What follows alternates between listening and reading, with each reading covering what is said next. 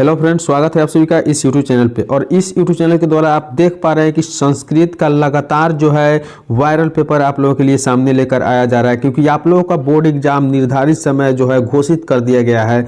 तो जो भी विद्यार्थी 17 फरवरी के संस्कृत का पेपर देने जा रहे हैं तो बिल्कुल अब आपके पास बहुत समय कम है, क्योंकि अगर आप चाहते हैं कि आपको बोर्ड एग्जाम में अच्छे अंक प्राप्त हो तो बिल्कुल इस तरह के वीडियो आप जरूर देखिएगा, क्योंकि इस वीडियो में हम आपको बताने वाले हैं 1 से 100 वस्तुनिष्ठ प्रश्न जो बिल्कुल आपके बोर्ड एग्जाम के लिए वीवीआई प्रश्न है, यानी समझ लीजिए कि 100% बोर्ड एग्जाम में आपका पूछा जाएगा। तो बिल्कुल आप लोगों को अब वैसे प्रश्न पढ़ने की जरूरत है जो आपके बोर्ड एग्जाम में पूछा जाए। तो चलिए हम देरी नहीं करते हुए वीडियो को शुरू करते हैं।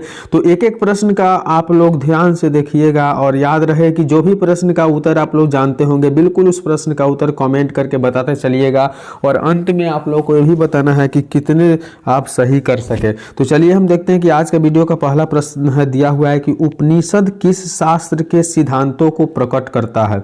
उपनिषद है किस शास्त्र के सिद्धांतों को प्रकट करता है। दर्शन शास्त्र, बी में दिया हुआ है व्याकरण शास्त्र, और सी में दिया हुआ है छंद शास्त्र, और डी में दिया हुआ है धर्म शास्त्र। तो इस प्रश्न का जो सही उत्तर हो जाएगा वह दर्शन शास्त्र। क्या हो जाएगा? दर्शन शास्त्र, यानी ऑप्शन ए बिल्कुल करेक्ट आंसर है। बिल्कुल आप लोग एक एक प्रश्न का उत्तर सही सही बताते चलिएगा, बाद में आप लोगों को काउंटिंग करके बताना है कि कितने लोगों का कितने कितने प्रश्न सही हो गया। तो चलिए हम देखते हैं दूसरे नंबर प्रश्न। एक एक प्रश्न इंपोर्टेंट है, इस वीडियो के माध्यम से आप लोग को देखने के लिए मिल रहा है। तो 2 नंबर प्रश्न दिया हुआ है कि सत्यमेव जयते किस उपनिषद में है। सत्यमेव जयते किस उपनिषद में है? तो याद करके रखना है, इस प्रश्न का सही उत्तर है मुंडकोपनिषद। क्या है? मुंडकोपनिषद में जो है सत्यमेव जयते लिखा हुआ है, ठीक है। इसलिए इस प्रश्न का सही उत्तर ऑप्शन ए हो जाएगा। आगे बढ़ेंगे और देखेंगे तीसरा नंबर प्रश्न दिया हुआ है कि किसकी गुफा में आत्मा निहित है। किसकी गुफा में आत्मा निहित है, यह पूछा जा रहा है। तो 3 नंबर प्रश्न का जो सही उत्तर है जीवों के शरीर रूपी गुफा में जो है आत्मा जो क्या हुआ है, निहित हो गया है। इसलिए 3 नंबर प्रश्न का सही उत्तर आपका सी हो जाएगा। बिल्कुल एक एक प्रश्न का आप लोग भी उत्तर देते चलिए कमेंट में, और वीडियो को शुरू से अंत तक जरूर देख लीजिएगा, क्योंकि इस तरह की वीडियो अगर आप मिस करते हैं तो आपके बोर्ड एग्जाम में नंबर कम आ सकते हैं। तो 4 नंबर प्रश्न दिया हुआ है कि कौमुदी महोत्सव कब मनाया जाता था। कौमुदी महोत्सव कब मनाया जाता था? तो 4 नंबर प्रश्न का सही उत्तर जो हो जाएगा शरद ऋतु में। कब मनाया जाता था? शरद ऋतु, यानी ऑप्शन डी जो है इसका बिल्कुल सही उत्तर है। अगली प्रश्न की ओर बढ़ेंगे और 5 नंबर प्रश्न देखेंगे। देखिए एक एक प्रश्न इंपोर्टेंट है, बिल्कुल नए नए प्रश्न है और चुना हुआ प्रश्न है। तो 5 नंबर प्रश्न का पढ़ेंगे हम लोग। दिया हुआ है कि सिखों के 10वें गुरु जिनका नाम क्या था, गोविंद सिंह। याद रखना है कि सिखों के 10वें गुरु जो थे गोविंद सिंह का जन्म स्थान कहाँ था। जन्म स्थान कहाँ था यह पूछा जा रहा है। तो 5 नंबर प्रश्न का सही उत्तर है पटना। कहाँ था? पटना था। एक बार और पढ़ेंगे कि सिखों के 10वें गुरु गोविंद सिंह जो था उनका जन्म स्थान कहाँ था? पटना था। इसलिए इसका सही उत्तर ऑप्शन ए हो जाएगा। और याद रखना है कि सिखों का 10वें गुरु जो है गोविंद सिंह थे। अगले प्रश्न की ओर बढ़ेंगे और 6 नंबर प्रश्न देखेंगे। दिया हुआ है एशिया महादेश का सबसे लंबा पुल किस नदी पर बना है। एशिया महादेश का सबसे लंबा पुल किस नदी पर बना है? तो याद रखना है इस प्रश्न का जो सही उत्तर हो जाएगा वो हो जाएगा ब्रह्मपुत्र। क्या है? ब्रह्मपुत्र, ठीक है। आगे बढ़ते हैं, देखते हैं 7 नंबर प्रश्न दिया हुआ है कि मुद्रा रक्ष क्या है। मुद्रा राक्षस ग्रंथ में किस शहर की प्राचीनता का संकेत है। मुद्रा राक्षस ग्रंथ में किस शहर की प्राचीनता का संकेत है? तो 7 नंबर प्रश्न का सही उत्तर है ऑप्शन सी अर्थात पाटलिपुत्र। इसलिए इसका ऑप्शन सी बिल्कुल सही उत्तर हो जाएगा। अगली प्रश्न की ओर बढ़ते हैं और 8 नंबर प्रश्न देखेंगे। दिया हुआ है कि अपनी रचना काव्य मीमांसा में पाटलिपुत्र की प्राचीन सरस्वती परंपरा का उल्लेख किसने किया है। तो इस प्रश्न का जो सही उत्तर है वह है वाल्मीकि के द्वारा। किनके द्वारा किया गया है? वाल्मीकि के द्वारा। इसलिए 8 नंबर प्रश्न का सही उत्तर ऑप्शन सी हो जाएगा, ठीक है। अगले प्रश्न की ओर बढ़ते हैं, देखेंगे 9 नंबर प्रश्न दिया हुआ है कि शिव प्लस उपासक, शिव जोड़ उपासक की संधि से क्या होगा, क्या बनेगा? शिव जोड़ उपासक की संधि से क्या बनने वाला है? तो 9 नंबर प्रश्न का सही उत्तर है कि शिवोपासक। क्या बनेगा? शिवोपासक, यानी ऑप्शन ए बिल्कुल इसका सही उत्तर है। अगली प्रश्न की ओर बढ़ेंगे और 10 नंबर प्रश्न देखेंगे। दिया हुआ है कि महानगरम में कौन सा समास है। महानगरम में कौन सा समास है? तो 10 नंबर प्रश्न का जो सही उत्तर है वह ऑप्शन सी अर्थात बहुव्रीहि समास है। क्या है? बहुव्रीहि द्विअक्षरी समास है। यदि अभी तक आप वीडियो को लाइक नहीं किए तो बिल्कुल लाइक कर दीजिए, क्योंकि आप लोगों के लिए इस तरह के शानदार झकास वीडियो हम लेकर हमेशा आते रहेंगे। और चैनल पर पहली बार आए हैं तो बिल्कुल सब्सक्राइब कर लीजिएगा। चलिए देखते हैं 11 नंबर प्रश्न क्या दिया हुआ है कि प्राचीनम में कौन सा उपसर्ग है। प्राचीनम में कौन सा उपसर्ग है? तो 11 नंबर प्रश्न का सही उत्तर ऑप्शन है अर्थात प्र उपसर्ग है प्राचीनम में। अगले प्रश्न की ओर बढ़ेंगे। 12 नंबर प्रश्न देखेंगे, दिया हुआ है कि सदैव में किन किन वर्णों की संधि हुई है। सदैव में किन किन वर्णों की संधि हुई है? तो 12 नंबर प्रश्न का जो सही उत्तर है आ जोड़ ए। क्या है? आ जोड़ ए के संधि से क्या बना है? सदैव बना है। बिल्कुल याद रखना है, ऑप्शन बी इसका सही उत्तर हो जाएगा। 13 नंबर प्रश्न की ओर बढ़ेंगे, देखेंगे दिया हुआ है 13 नंबर प्रश्न की बिना के योग में कौन सी विभक्ति है। बिना के योग में कौन सी विभक्ति है? तो 13 नंबर प्रश्न का जो सही उत्तर है वह आप लोग देख पा रहे हैं, दिया हुआ है ऑप्शन बी अर्थात तृतीय। बिना के योग में कौन सी विभक्ति है? तो तृतीय विभक्ति है, ऑप्शन बी बिल्कुल सही उत्तर है। अगली प्रश्न 14 नंबर प्रश्न दिया हुआ है कि धरेरुनतम क्या है? धारे रुतमर्ण सूत्र का उदाहरण वाक्य कौन है? धारे रुतमर्ण सूत्र का उदाहरण वाक्य कौन है? तो 14 नंबर प्रश्न का जो सही उत्तर है वो ऑप्शन सी अर्थात निदेश क्या है? सर्यास संत धरयति। इस प्रश्न का सही उत्तर ऑप्शन सी में दिया हुआ है। बिल्कुल नए नए प्रश्न है, बिल्कुल आप लोग वीडियो को शुरू से अंत तक देख लीजिएगा। 15 नंबर प्रश्न दिया हुआ है कि मुनि शब्द के तृतीय बहुवचन का रूप क्या होगा।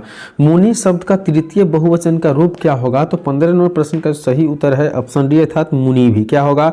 मुनि भी जो है मुनि शब्द का तृतीय बहुवचन का रूप है। अगले प्रश्न की ओर बढ़ेंगे और 16 नंबर प्रश्न देखेंगे, दिया हुआ है कि पिबती किस धातु का रूप है। पिबती किस धातु का रूप है? तो 16 नंबर प्रश्न का सही उत्तर क्या हो जाएगा? बिल्कुल आप लोग एक एक प्रश्न का उत्तर कमेंट करके बताते चलिएगा। इस प्रश्न का सही उत्तर डी अर्थात पीबा हो जाएगा। ठीक है, अगले प्रश्न की ओर बढ़ेंगे और 17 नंबर प्रश्न देखेंगे, दिया हुआ है कि साधव किस विभक्ति का रूप है। साधव किस विभक्ति का रूप है? तो 17 नंबर प्रश्न का सही उत्तर सप्तमी विभक्ति। क्या है? सप्तमी विभक्ति, यानी ऑप्शन सी बिल्कुल सही उत्तर हो जाएगा। अगले प्रश्न की ओर बढ़ेंगे और 18 नंबर प्रश्न देखेंगे, दिया हुआ है कि औस धातु के लौट लकार का रूप कौन सा है। औस धातु का लौट लकार का रूप कौन सा है? तो 18 नंबर प्रश्न का जो सही उत्तर हो जाएगा वह ऑप्शन डी अर्थात अस्थि। क्या है? औस धातु के लौट लकार का रूप जो है अस्थि है, इसलिए ऑप्शन जो है डी इसका बिल्कुल सही उत्तर है। अगले प्रश्न की ओर बढ़ेंगे और 19 नंबर प्रश्न देखेंगे, दिया हुआ है कि वनिता में कौन सा स्त्री प्रत्यय है। वनिता में कौन सा स्त्री प्रत्यय है? तो इसमें याद रखना है कि टाप स्त्री प्रत्यय है, इसलिए वनिता में कौन सी प्रत्यय पूछा जा रहा है, तो ऑप्शन ए बिल्कुल इसका सही उत्तर हो जाएगा। अगले प्रश्न 20 नंबर प्रश्न देखेंगे, दिया हुआ है कि हन क्या है? हन जोड़ वक्वता से, हन जोड़ कत्वा से कौन सा पद बनेगा। हन जो कत्वा से कौन सा शब्द बनेगा? तो 20 नंबर प्रश्न का जो सही उत्तर है वो ऑप्शन बी अर्थात हतवा शब्द बनेगा। क्या बनेगा? हतवा शब्द बनेगा, याद रखना है। अगले प्रश्न की ओर बढ़ेंगे, 21 नंबर प्रश्न देखेंगे, दिया हुआ है कि मूल जोड़ ठक से कौन सा शब्द बनेगा। मूल जोड़ ठक से कौन सा शब्द बनेगा? तो 21 नंबर प्रश्न का सही उत्तर है ऑप्शन ए अर्थात मौलिकः। क्या है? मौलिकः शब्द जो है मूल जोड़ ठक से बनेगा। अगले प्रश्न यानी 22 नंबर प्रश्न देखेंगे, दिया हुआ है कि लोट लकार का उत्तम पुरुष एक वचन का रूप कौन सा है। लोट लकार उत्तम पुरुष का एक वचन का रूप कौन सा है?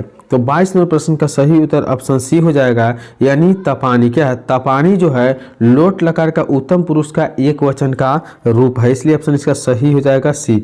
अगले प्रश्न को बढ़ेंगे, 23 नंबर प्रश्न देखेंगे, दिया हुआ है कि पीतम इस पद का प्राकृतिक प्रत्यय क्या होगा। पीतम इस पद का प्राकृतिक प्रत्यय क्या होगा? तो याद रखना है कि 23 नंबर प्रश्न का जो सही उत्तर हो जाएगा ऑप्शन ए अर्थात पा जोड़ सत्री। पा जोड़ सत्री जो है पीतम का एक प्राकृतिक प्रत्यय है। ठीक है, अगली प्रश्न की ओर बढ़ेंगे और 24 नंबर प्रश्न देखेंगे, दिया हुआ है 24 नंबर प्रश्न कि किस शब्द में दा प्रत्यय है। किस शब्द में दा प्रत्यय है? इस प्रश्न का जो सही उत्तर है वह हो जाएगा ऑप्शन सी और डी दोनों, यानी एकदा में जो है दा प्रत्यय लगा हुआ है। चलिए अगले प्रश्न की ओर बढ़ते हैं, देखते हैं 25वां प्रश्न दिया हुआ है कि क्या है? धर्मांतरम। धर्मांतरम का सही विच्छेद क्या होगा? धर्मांतरम का सही विच्छेद क्या होगा? तो 25वां प्रश्न का सही जो उत्तर है धर्म जोड़ अंतरम जो है धर्मांतरम का संधि विच्छेद है। अगले प्रश्न 26वां प्रश्न देखेंगे, दिया हुआ है कि किस पद में अव्ययी भाव समास है। किस पद में अव्ययी भाव समास है? तो 26वें प्रश्न का जो सही उत्तर है ऑप्शन डी अर्थात यथाशक्ति में जो है अव्ययी भाव समास है। अगले प्रश्न को बढ़ेंगे और 27वें प्रश्न देखेंगे। दिया हुआ है कि आलसियों को प्रतिदिन इच्छा भोजन कौन दिलवाना है? आलसियों को प्रतिदिन इच्छा भोजन कौन दिलवान? इस प्रश्न का सही उत्तर जो है 27वें प्रश्न का वह आपका ऑप्शन बी अर्थात वीरेश्वर। क्या है? वीरेश्वर ने दिया करता था। अगली प्रश्न यानी 28वें प्रश्न देखेंगे। दिया हुआ है कि मनुष्य को कर्तव्य और अकर्तव्य का ज्ञान किससे होता है? मनुष्य को कर्तव्य और अकर्तव्य का ज्ञान किससे होता है? तो 28वें प्रश्न का सही उत्तर है ऑप्शन सी अर्थात बुद्धि से होता है। किससे होता है? ऑप्शन सी में दिया हुआ है बुद्धि से जो है मनुष्य के कर्तव्य और अकर्तव्य के ज्ञान होता है। अगली प्रश्न 29वां प्रश्न देखेंगे। दिया हुआ है कि स्त्रियों का रक्षक कौन है? स्त्रियों का रक्षक कौन है? तो 29वें प्रश्न का जो सही उत्तर है वह है पति। स्त्रियों का रक्षक जो होते हैं पति होते हैं, इसलिए सही ऑप्शन ए हो जाएगा। अगली प्रश्न की ओर बढ़ेंगे और देखेंगे 30वां प्रश्न दिया हुआ है कि याज्ञवल्क्य क्या है? याज्ञवल्क्य ने आत्मतत्व की शिक्षा किसको दी थी? आत्मतत्व की शिक्षा किसको दी थी? तो 30वें प्रश्न का सही उत्तर ऑप्शन बी हो जाएगा मैत्रेयी को। क्या है? मैत्रेयी को दी थी। ठीक है, अगले प्रश्न की ओर बढ़ेंगे और 31वां प्रश्न देखेंगे। दिया हुआ है कि गंगा देवी ने किस महाकाव्य की रचना की थी? गंगा देवी ने किस महाकाव्य की रचना की थी? तो 31वें प्रश्न का सही उत्तर ऑप्शन सी है अर्थात मधुरा विजयम का है। मधुरा विजयम जो है गंगा देवी के द्वारा लिखा हुआ रचना है। अगली प्रश्न की ओर बढ़ेंगे और 32वां प्रश्न देखेंगे। दिया हुआ है कि अच्युत राय कहाँ के राजा थे? अच्युत राय जो थे कहाँ के राजा थे? तो 32वें प्रश्न का सही उत्तर ऑप्शन डी अर्थात विजयनगर के। कहाँ के राजा थे? विजयनगर के राजा जो थे अच्युत राय थे।